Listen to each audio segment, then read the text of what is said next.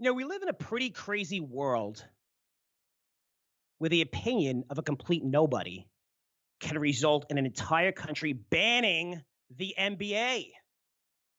Well, guys, I was going to go there. Two topics, China and NBA basketball. That's what I love to talk about. You knew I was going to come out with this intro. Strong opinions about it. Knew I was going to go there since it is a top story on eight. You can look at every site, financial site. You look at every major sports site.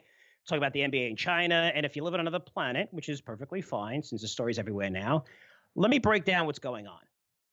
So the general manager of the Houston Rockets, right? So the general manager is only really an important position or maybe notable position in baseball. Other than that, it's kind of like a director at a company, right? Like you never know who the directors are in the company. You have to look them up, right? So the general manager of the Houston Rockets, his name is Daryl Morey, sent out a tweet last week with an image saying, "Fight for freedom, stand for Hong Kong."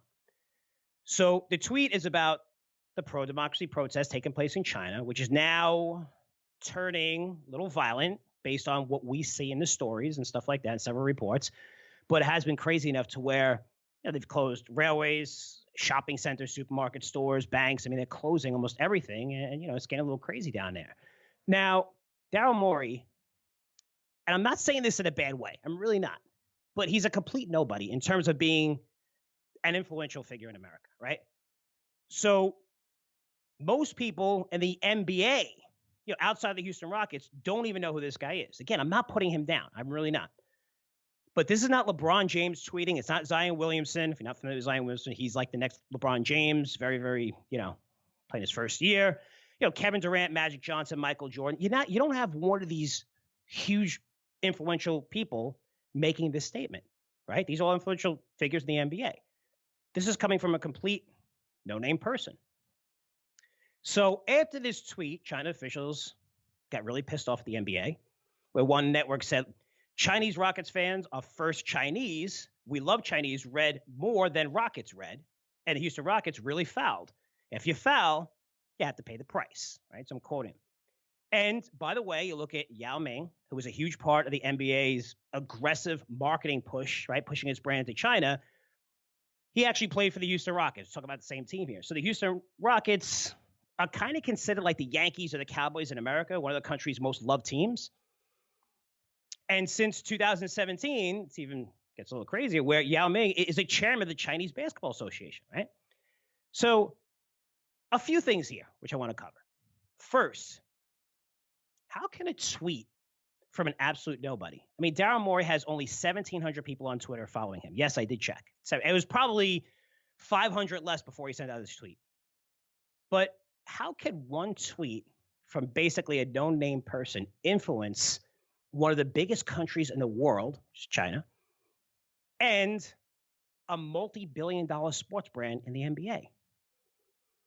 Because this is one person's opinion. Again, it's not LeBron, Jordan, Magic tweeting this to the tens of millions of followers on Twitter. How sensitive have we become? Like, what is going on? How did this turn so bad so quickly? And you can say, well, there's a lot going on between China, U.S., and Trump and trade negotiations. So this is just, something that's going to get amplified even more. Whatever, but it's a tweet from a no-name. You think about that, how crazy it is, how everyone's so sensitive these days. And with that said, listen, I think China has every right to be pissed off, but not to ban the NBA. A fun, peaceful sport so many people enjoy watching. Yes, we have free speech in America, which gives every idiot a platform to say whatever the hell they want. And I guess you could say, Frank, you know what? You're one of those idiots, and you're doing that right now. You'd be correct. But how about this? How about we try to avoid getting in everyone else's business? There's so much shit wrong with America right now. So how about we fix our own problems first before trying to tell every other country around the world how to fix theirs? And how great America, we should do this, you should do that. It's different cultures. And this tweet, I truly believe this, was not meant to criticize China as a whole.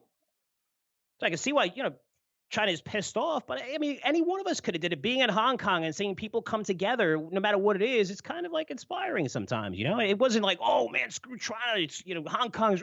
It wasn't so derogatory where they were attacking China. It was just like, hey, but I get it. I get it why it's a big deal in China, why they're pissed off. But to the point that you're taking out on the whole entire NBA?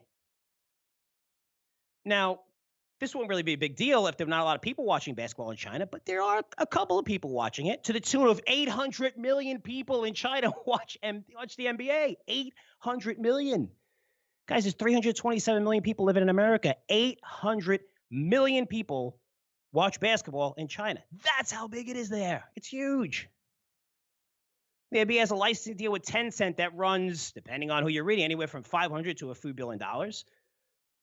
Also, it's a 30-year partnership with one of the biggest networks, CCTV, who broadcasts NBA games in China. But altogether, this partnership between the NBA and China, it's a multi-billion-dollar relationship when you account for everything. Media rights, streaming, merchandise sales, all this. It's a massive partnership that benefits everybody. So, of course, the NBA, Adam Silver, who's commissioner of the league, was in China a few weeks ago. He was in China a few weeks ago watching the World Cup basketball games in Beijing. They're trying to remedy the situation, which makes sense. They apologized, deleted the tweet from this, from the Houston Rocket executive. The NBA released how many statements? At least 20 so far. Trying to ease tensions. Okay, James Harden, who's a superstar, one of the best players in the NBA, who plays for Houston Rockets, issued an apology himself, saying how much he loves China. And Adam Silver came out personally and said, listen, I love China, but he also said, look, I support free speech, which he should, lives in America. But that further pissed off China. I mean, China was like, whoa, what? I mean, China's getting mad for something that we did, but yet they're kind of doing the same thing to us, right? But they got so pissed that CCTV announced, and this is on Tuesday, they would suspend the broadcasting of all NBA preseason games. Now, I have a question. What did China expect Adam Silver to say? That nobody in the NBA could tweet anymore? They cannot exercise their right to free speech? Is that really what you wanted? I mean, let's put this in perspective, right? China being pissed at the U.S. for one person's opinion, and again, this person's not influential, it's not Donald Trump, it's not someone that's out there with millions and millions of people that people are going to talk about. Some guy nobody even heard of. But China being pissed at the U.S. for one person's opinion, talking about freedom, right, one of the virtues our country was founded on, it's like the U.S. being pissed at China after the general manager of the national ping pong team tweeted how much he loves AOC and believes the U.S. should be a socialist nation. And then after reading that tweet, our government instructs our media networks to ban ping pong from being watched everywhere in America. Really? That's the extreme? I mean, maybe not apples to apples comparison, but pretty close. Where I think we would just look at it and be like, oh, that person in China is an idiot. He doesn't understand our political systems. Who would ban China from everything that, ping pong related? It's crazy. I mean, how sensitive are we? But this is the world we live in now. If this is truly what we believe, we should shut down all social media platforms. This way nobody's feelings would ever be hurt, because everybody has feelings now. Everybody has feelings. I'm offended you said that. I'm so offended. Everybody gets offended by everything now. It's so sad. But the situation gets even better. Because who started chiming in? Oh, wonderful politicians from both sides of the aisle, voicing their opinions. Two of them include Senator from New York, Minority Leader Chuck Schumer, and Senator Marco Rubio from Florida. So these guys are accusing the NBA, right, who's trying to remedy the situation with one of its biggest partners, of putting money over human rights, right? That's what politicians are saying. So they believe that the NBA, by apologizing for the comments made about Hong Kong and democracy, which, they should have did, they're now supporting communism. Are you kidding me? I mean, you have to love our politicians. I mean, these assholes are going to do anything to get attention with an election year coming up. First, Mr. Chuck Schumer, New York is a disaster. Families making $200,000 a year can't make ends meet. Home prices unaffordable. Traffic a complete joke. Airports are the worst, not just in the nation, but on the planet. Homelessness at an all-time record. The NYPD are now seen as the enemy. They get water thrown on their heads by civilians with cell phones, hoping to catch one of these police officers knocking the crap out of one of these idiots out on tape. Why? So they could send the tape to TMZ and become famous and then sue the police department for millions of dollars. Big Chuck Do me a favor. Why don't you focus on fixing New York first instead of complaining about a problem that doesn't concern you at all? I mean, come on. Our politicians are getting involved in this. Give me a break. And Marco Rubio. Dude, I live in Florida for 10 years now. I know why the South fought a civil war to defend slavery. It's because most people here hate to work. They hate to work. They'll do anything not to work. And seriously, I have a pool in my backyard, which turned greenish after I hired some kid to clean it. And I actually didn't hire him. The person who used to do it was great for like 7-8 years. I sold the business, and the guy has his kid cleaning it who does a terrible job. He's 5 minutes a week or whatever, but now the pool's terrible. So I called 3 different places to clean my pool. You know how many called me back? Again, I'm trying to give you business. You know how many called me back? 0. Not one of these people called me back, and I left 3 messages. It's not an isolated example. I've cited dozens, if not hundreds of examples over the past 10 years I've been doing this podcast in Florida of how people hate to work here. And if you're from Florida, you're hearing this and you hate me, you know what I'm talking about, because the people who work hard make a great living here. The people who are grinders make a fantastic living here. It's a great area. It's got a great tax structure. The weather's absolutely fantastic. But man, the culture is crazy. Also, the schools are horrible in Florida. The culture here is horrible, where it's okay for kids to be stupid and underachievers. It's perfectly okay. I mean, I saw this example with my kids. When my kids, great students, both, A, B students, but over the past month or two, they failed maybe a test or two, whatever, normal. And the teacher said, hey, you know what? You could take them over. What? You could take the test over? What planet do you live on? And what does that actually teach our kids? Not only that, you're taking up even more time. They could be learning a new topic because you're allowing them to take the test over in school. I told the teachers personally, listen, I don't want my kids taking their tests over.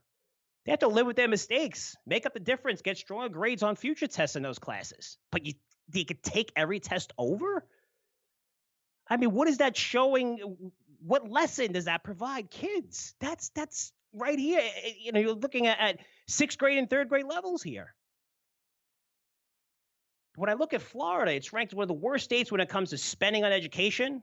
They spend around $9,700 per student. That's from kindergarten through high school, well below the around $13,000 national average. There's a new report out saying Florida is one of the most dangerous states to live in. Think about that for a minute. More dangerous than Michigan, Detroit, right? Behind Maryland, which is home to Baltimore, New York, California. Holy cow. Rape and murder statistics are rising in Florida. Most school shootings take place in Florida.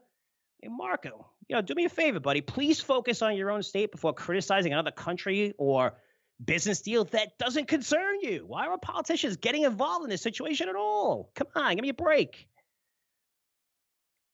It's like those people who have opinions on how you should raise your kids, right? Yet their kids are like on meth. They dropped out of school and ran away from home. Focus on your own damn kids instead of everyone else's, right? Everyone has an opinion about everybody, everything.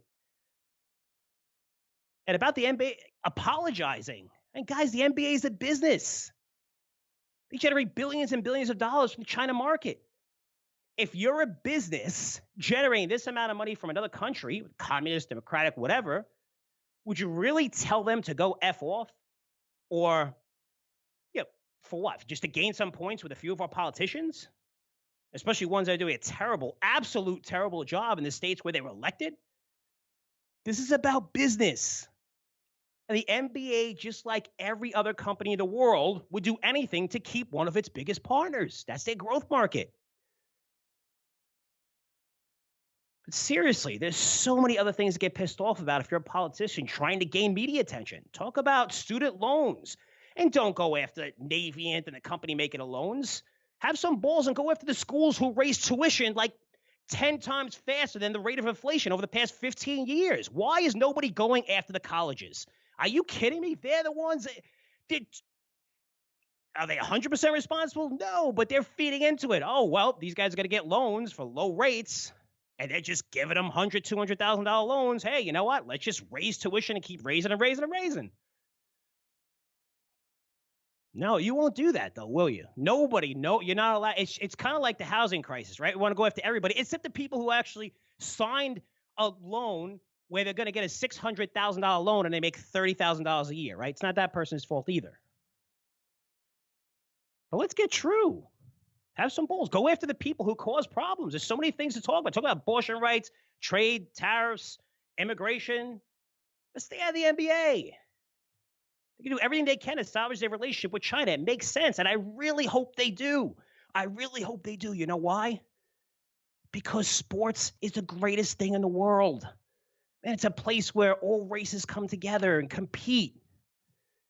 When I played basketball, there's no racism. If you could play, you were on the court. If not, you weren't. It's peaceful, unless you're playing, soccer or football. Sometimes it gets a little crazy. It promotes teamwork. It keeps kids out of trouble. It's fun. It's a way for countries to bond together. And the most dumbest example, look, North Korea and Dennis Rodman.